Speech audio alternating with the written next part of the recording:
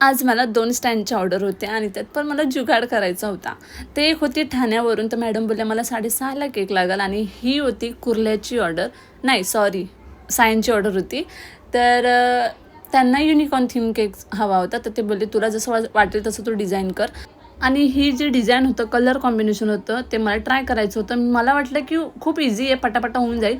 पण मी जेवढा विचार केलेला तेवढं सोपं नव्हतं. आणि त्यानंतरला त्याच्यावरचं जे नोझल होतं ते पण रॉंग पडलं, तर मला परत ते डबल काम लागलं. पण जी फिनिशिंग होती ती प्रॉपर आली. आणि हा दुसरा होता तो स्टँड केक, जो की ठाण्याचीच होती. तर इथे मी माझ्या भावाला पाठवलेला, जो की विनायक म्हणून आहे. तर त्याला मी सांगितलेलं आणि आता ऑलवेज तो माझ्यासोबत येतो, तर त्याला माहिती आहे सगळे स्टँड कसे काय कशा पद्धतीने लावायचे सगळ्या गोष्टी. त्यानंतरला मी तो दुसरा केक होता तो घेऊन मी निघाले सायनला जायला. आणि माझी तब्येत बरोबर नव्हती, मी पूर्ण अशी गावठी टाईप दिसत होती, त्यामुळे लुक वाईज नका जाऊ.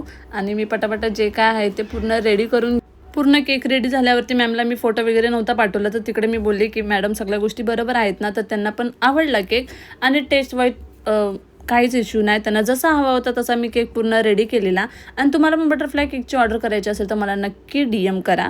आणि इथं ती बेबी इतकी गोड, इतकी क्यूट, नो नजर प्लीज नो नजर. तर खूप छान दिसत होती. आणि त्यानंतर झालं सेलिब्रेशन आणि खूप एन्जॉय केला आम्ही बड्डे. आणि तुम्हाला केक कसा वाटला तर मला नक्की कमेंट करून सांगा. And thank you for watching. Bye.